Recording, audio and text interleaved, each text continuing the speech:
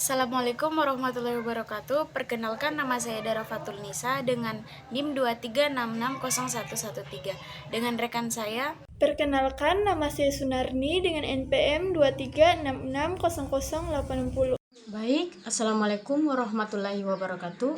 Perkenalkan, nama saya Wadia Zerawati dengan NIM 23660079. Baik, di sini kami akan memaparkan materi perkuliahan tentang geologi struktur. Baik, materi pertama yang akan saya sampaikan tentang pengertian geologi struktur secara umum.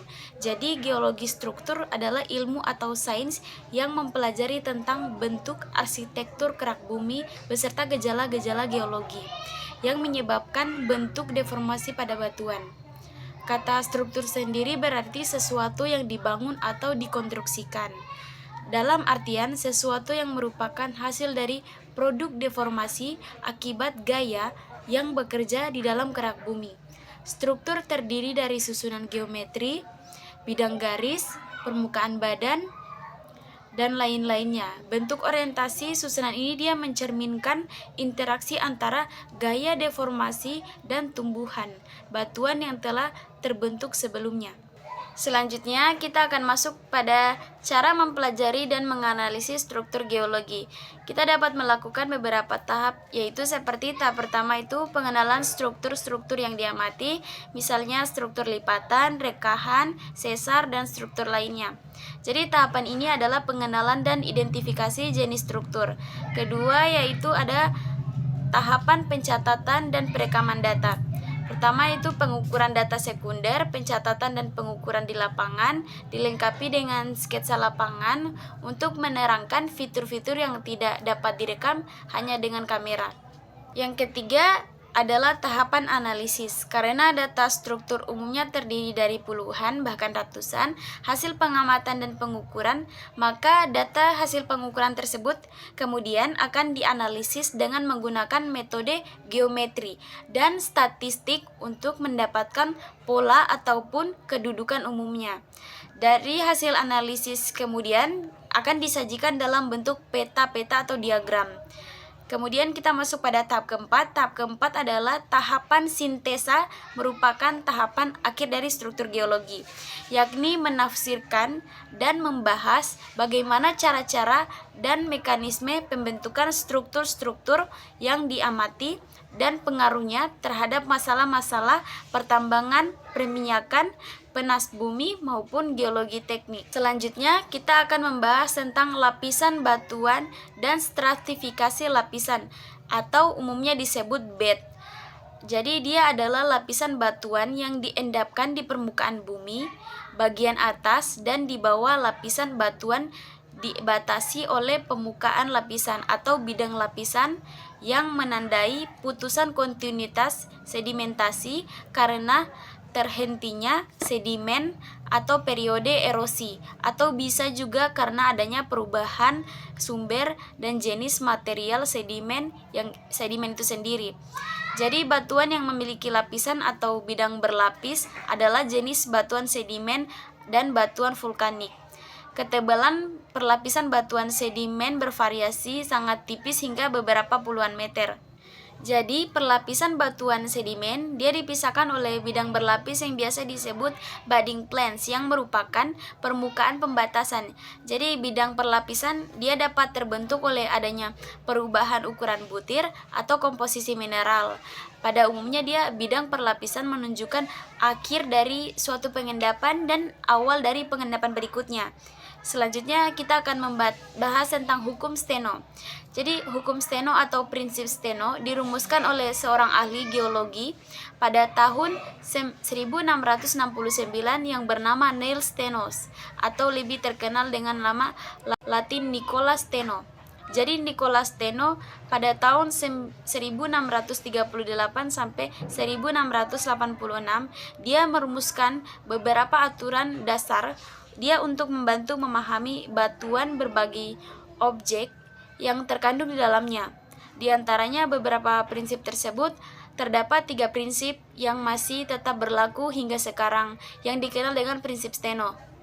Yaitu yang pertama ada prinsip superposisi. Secara ringkasnya prinsip superposisi dia merupakan rumusan bahwa dalam rangkaian batuan sedimen, batuan tertentu akan berada di bawah dan batuan baru akan berada di atas. Ini menegaskan dalam satu rangkaiannya bahwa batuan sedimen, lapisan batuan yang berada di bawah umurnya lebih tua dibandingkan dengan lapisan batuan yang berada di atasnya, selama batuan tersebut belum mengalami deformasi atau masih dalam keadaan normal. Yang kedua ada prinsip intensitatel horizontal. Jadi prinsip hukum horizontal adalah bahwa lapisan batuan diendapkan adalah posisi horizontal sejajar dengan bidang permukaan cekung di tempat sedimen tersebut diendapkan. Jadi jika lapisan batuan tersebut miring atau sangat miring, dapat diartikan bahwa lapisan batuan tersebut telah mengalami gangguan karena peristiwa-peristiwa yang terjadi setelah batuan tersebut terendapkan. Hukum ini sejalan dengan hukum superposisi, keduanya memiliki maksud yang hampir sama. Yang ketiga ada prinsip laterit kontinu. Dia adalah lapisan batuan pada dasarnya terendapkan secara menerus di permukaan bumi. Jadi lapisan sedimen tidak mungkin terpotong secara tiba-tiba dan berubah menjadi batuan lain dalam keadaan normal.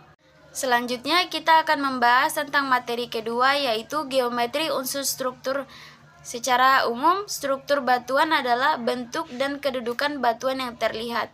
Jadi berdasarkan proses terjadinya atau genesanya, dia terdapat 3 macam struktur batuan, yaitu yang pertama ada struktur primer, yaitu gejala struktur yang terjadi pada saat penentuan bentuk batuan, contohnya bidang perlapis, struktur sedimen silang, dan lain-lainnya. Yang kedua ada struktur sekunder, yaitu gejala struktur yang terbentuk setelah proses pembentukan batuan. Yang dimaksud ini adalah di sini batuan sebelumnya telah terbentuk dan mengalami konsolidasi dengan baik, kemudian mengalami deformasi atau perubahan kimiawi. Jadi struktur batuan sekunder ini sendiri dia terjadi pada batuan yang mengalami stres seperti kompresi atau peregangan yang dialami batuan setelah formasi aslinya. Contohnya itu struktur lipatan atau fold, kekar atau join, sesar atau faul, dan foliasi struktur lainnya. Yang ketiga ada struktur pendekontemporer, yaitu gejala struktur yang terbentuk setelah pengendapan batuan, namun batuan tersebut belum mengalami konsolidasi. Contohnya itu adalah slam turbid. Selanjutnya kita akan membahas tentang geometri struktur. Jadi prinsip geometri suatu bidang atau garis adalah unsur yang mempunyai kedudukan atau orientasi yang pasti di dalam ruangan dan hubungan antara suatu dan satu lainnya yang dapat dideskripsikan. Jadi unsur-unsur struktur secara geometri pada dasarnya hanya terdiri dari 2 unsur geometris, yaitu geometris bidang atau struktur bidang terdiri dari bidang berlapis, kekar, sesar, foliasi, sumbu lipatan, dan lain-lain. Dan yang kedua ada geometri garis atau struktur garis. Dia terdiri dari liniasi, gores garis atau stratiasi atau perpotongan bidang, dan lain-lainnya. Berikutnya kita akan membahas tentang definisi elemen struktur yang perlu dipahami. Pertama yaitu struktur bidang, yaitu dia unsur-unsur struktur geologi di alam yang umumnya dia dijumpai adalah beberapa singkapan-singkapan struktur pada batuan yang terdeformasi. Singkapan struktur batuan dapat disederhanakan berdasarkan bentuk geometrinya, yakni berupa struktur bidang dan struktur garis. Struktur bidang sendiri dia dalam geologi struktur dapat dibedakan menjadi struktur bidang real dan struktur bidang semu. Jadi struktur bidang real artinya terbentuk dan kedudukannya dapat diamati langsung di lapangan. Antara lain bidang berlapis, bidang ketidakselarasan, bidang sesar, bidang foliasi, dan bidang sayap lipatan. Sedangkan struktur bidang semu dia artinya adalah bentuk dan kedudukannya hanya bisa diketahui atau didapatkan dari hasil analisis struktur bidang real yang lainnya. Contohnya itu bidang poros sayap lipatan. Yang termaksud dalam struktur bidang adalah yang pertama yaitu jurus atau strike. adalah arah dari garis horizontal yang terletak pada bidang miring, yang merupakan perpotongan antara bidang yang bersangkutan dengan bidang horizontal. Besarannya diukur dari arah utara. Kedua, ada kemiringan atau dip. Dia adalah sudut kemiringan tersebar yang dibentuk oleh bidang miring dan bidang horizontal dan diukur tegak lurus terhadap jurus. Ketiga, ada arah atau thread. Dia adalah arah dari suatu bidang horizontal, umumnya dinyatakan dengan azimut atau besaran sudut horizontal dengan garis tertentu. Keempat, ada kemiringan semu. Jadi dia adalah sudut kemiringan suatu bidang dengan bidang horizontal dari pengukuran dengan arah tidak tegak lurus. Kelima, ada arah kemiringan deep direction. Jadi dia adalah arah tegak lurus jurus sesuai dengan arah kemiringan bidang yang bersangkutan dan diukur dari arah utara. Berikutnya kita akan membahas tentang penulisan notasi strike. Jadi penulisan strike umumnya dilakukan dengan dua cara, yakni sistem kuadran dan sistem azimut. Contohnya yaitu N 65 derajat, W dan 25 derajat S. Jadi dari arah strike-nya adalah 65 derajat bagian arah barat, dia diukur dari arah utara, dan dip-nya adalah 25 derajat ke arah selatan.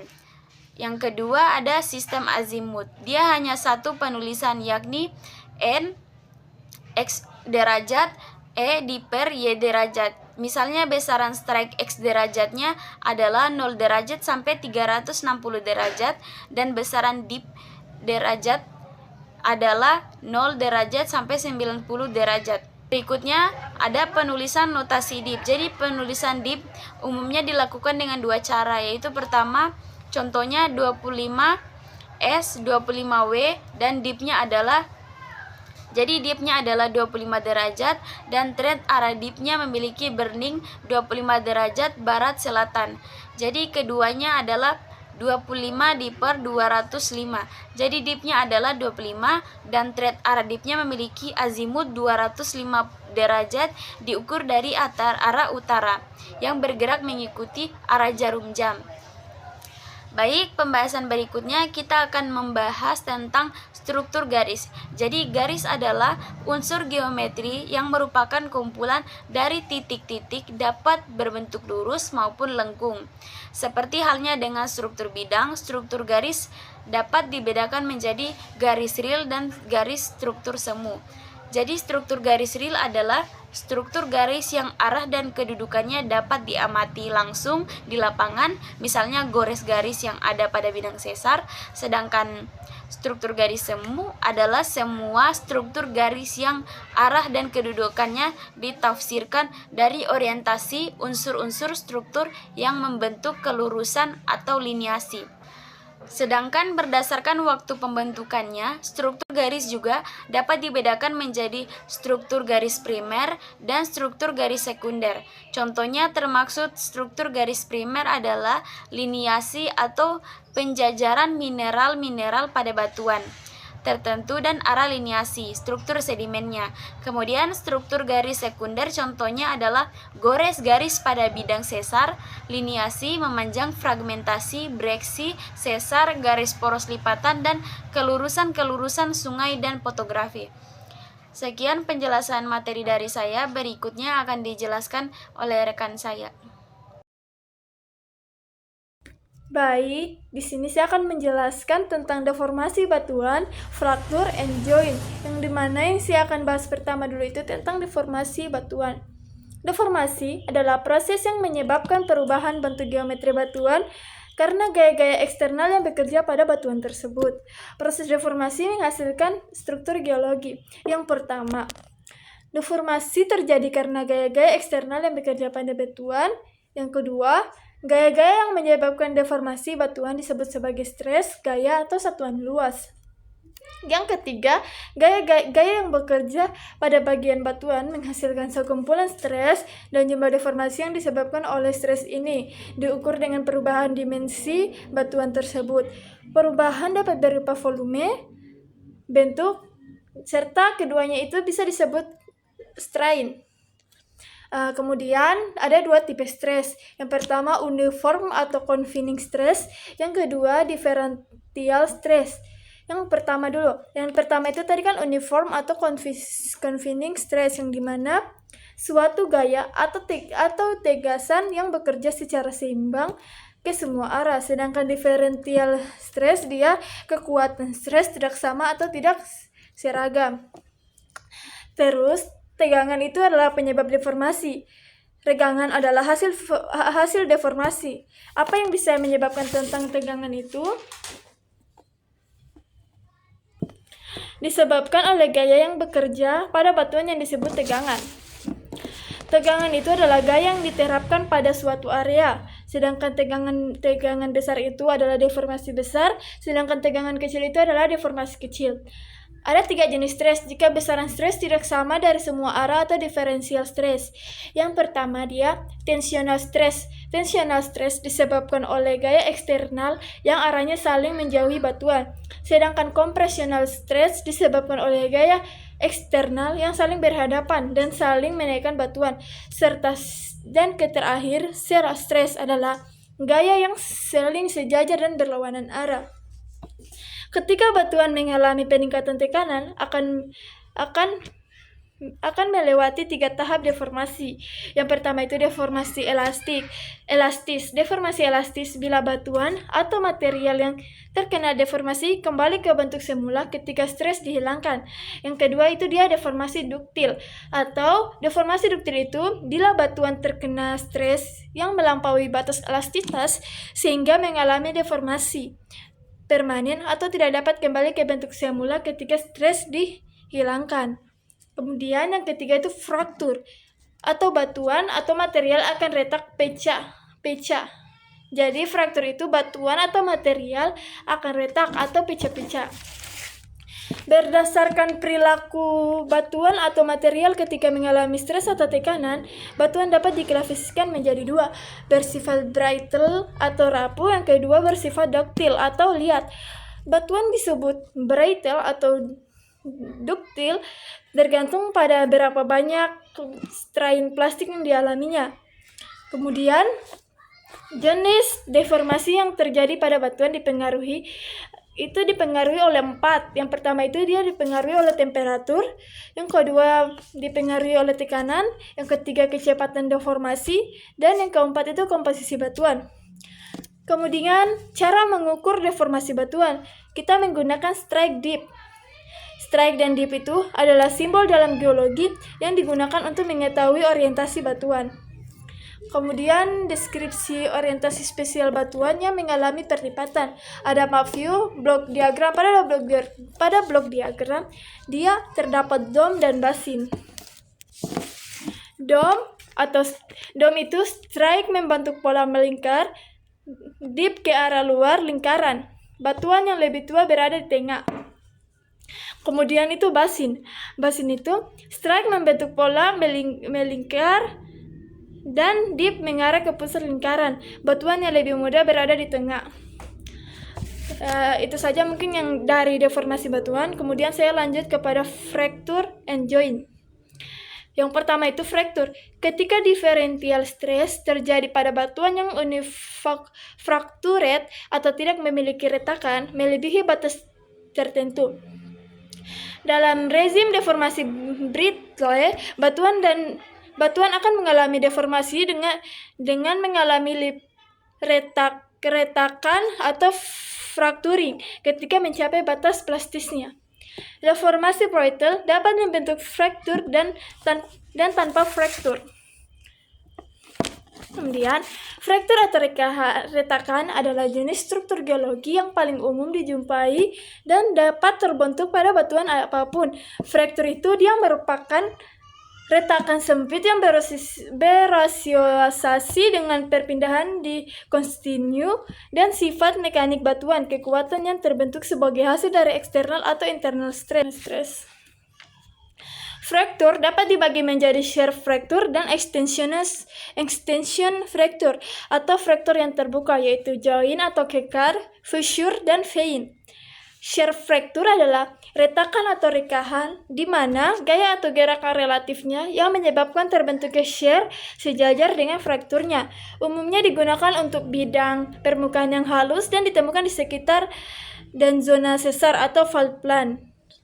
Kemudian, sedangkan extension fracture itu dia adalah fraktur yang menunjukkan ekstensi atau peregangan atau pemanjangan yang tegak lurus terhadap bidang. Kemudian, retakan atau kekar yang terbuka disebut sebagai rekahan atau fissure. Rekahan juga sangat penting dalam mineralisasi karena rekahan atau retakan yang terbuka atau disebut rekahan biasanya terisi oleh vein. Secara singkat itu, kekar sangat penting untuk dipelajari karena pertama itu dia dapat menunjukkan paleostressnya, 2 meningkatkan permeabilitas batuan, kemudian ketiga melemahkan batuan, keempat mengurangi stabilitas lereng dan mempengaruhi terjadinya rockfall, yang kelima mengontrol pola pembentukan goa, yang keenam mengontrol erosi dan topografi permukaan, yang ketujuh menyebabkan ketidakstabilan dan pada terowongan dan berpengaruhi pada kestabilan batuan yang diledakkan. Dalam bidang mekanika fraktur dia umumnya medan perpindahan diklasifikasikan menjadi 3 metode, yaitu metode 1 adalah metode bukaan atau extension, metode kedua metode geser atau sliding mode, yang ketiga tearing mode. Kemudian saya akan membahas tentang join atau kekar. Join atau kekar adalah retakan yang tidak mengalami pergeseran atau perpindahan. Berdasarkan bentuk geometri retakannya, kekar diklasifikasikan menjadi 2, kekar sistematik dan kekar non-sistematik. Kekar sistematik kekarnya berbentuk geometri, dia lurus sejajar. Dia intinya sejajar. Kalau kekar non sistematik dia tidak beraturan atau tidak lurus atau tidak sejajar, intinya dia terhambur, tidak beraturan. Pada pembentukan kekar, join dan extension fraktur secara umum terbentuk sebagai respon terhadap stres yang dapat timbul dari proses tektonik, burial, perubahan suhu, pemindahan lapisan, atau overburden. Secara mekanis, ada 2 jenis eksternal fraktur. Dia tension fraktur atau dangkal dan hydrofraktur atau any depth. Baik, di sini saya akan menjelaskan materi lipatan. Lipatan merupakan hasil perubahan bentuk atau deformasi dari suatu batuan yang ditunjukkan dengan lingkungan atau kumpulan dari lingkungan yang terbentuk akibat dari stres pada batuan. Pada umumnya, unsur yang terlibat di dalam lipatan adalah struktur bidang, misalnya bidang pelapisan atau efoliasi. Lipatan terbentuk bila mana unsur yang telah ada sebelumnya berubah bentuk menjadi bidang lengkung atau garis lengkung. Perlipatan adalah deformasi yang tak seragam yang terjadi pada suatu bahan yang mengandung unsur garis dan bidang. Walaupun demikian, suatu deformasi yang menghasilkan lipatan pada suatu keadaan tidak selalu demikian kondisi yang lain.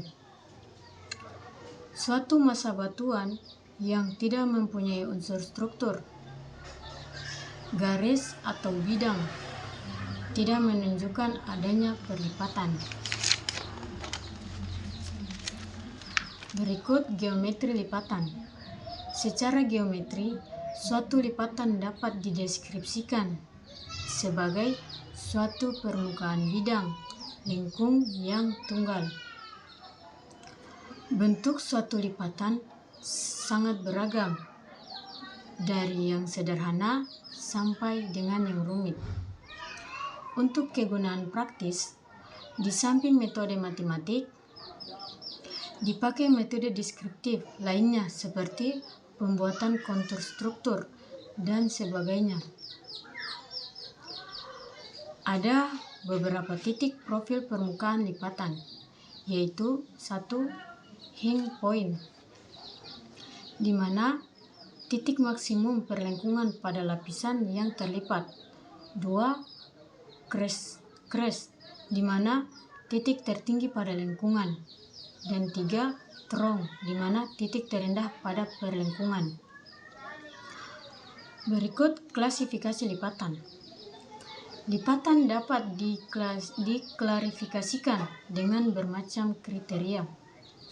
Klasifikasi dan penanaman jenis lipatan umumnya juga secara tidak langsung akan mencerminkan sifat, kejadian, atau pembentukan lipatan secara tidak langsung.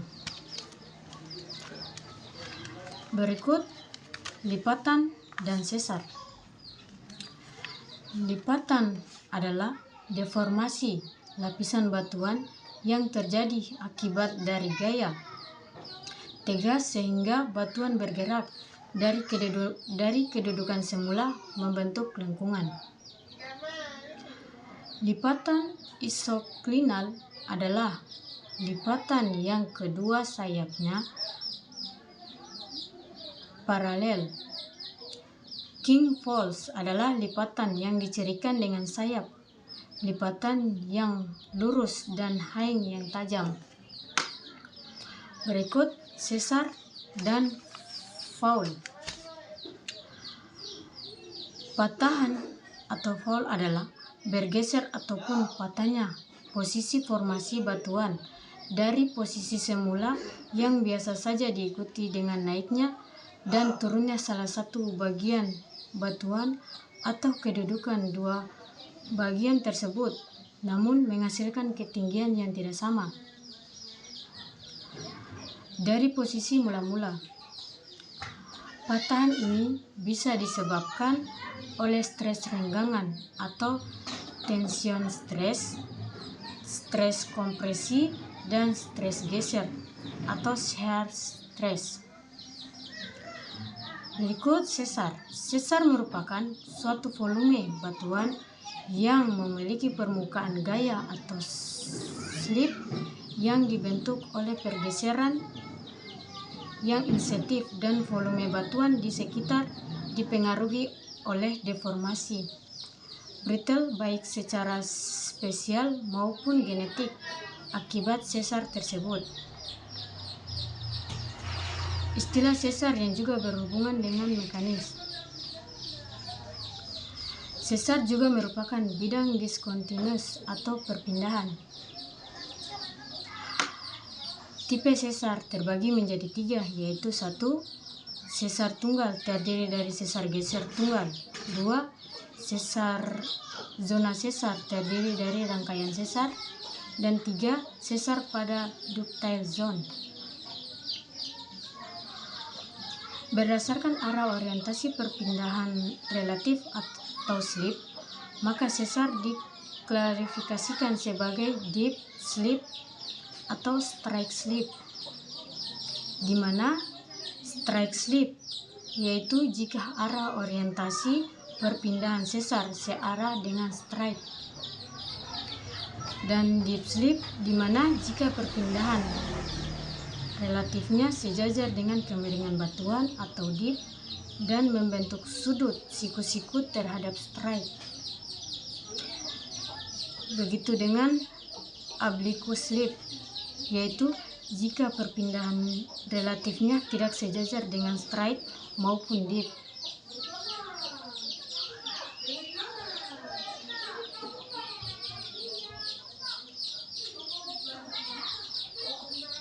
Berikut klasifikasi sesar berdasarkan kemiringan, dip atau pitch dari bidang sesar. Deformasi batuan terjadi karena differential stress. 3 jenis differential stress yaitu 1. Shear stress, di mana shear stress berasal dari arah yang berlawanan. Dan 2, tension stres, di mana tension stres ini yaitu stres yang menyebabkan terjadinya renggangan atau tarikan. Dan yang ketiga yaitu compression stress, di mana stres yang bekerja menekan pada batuan. Deformasi pada zona sesar.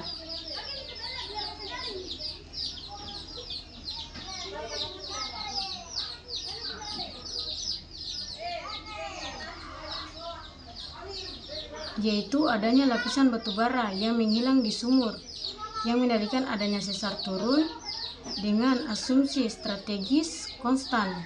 Dan B, lapisan berulang biasa berorientasi dengan sesar naik. Sesar normal lebih curam daripada lubang sumur.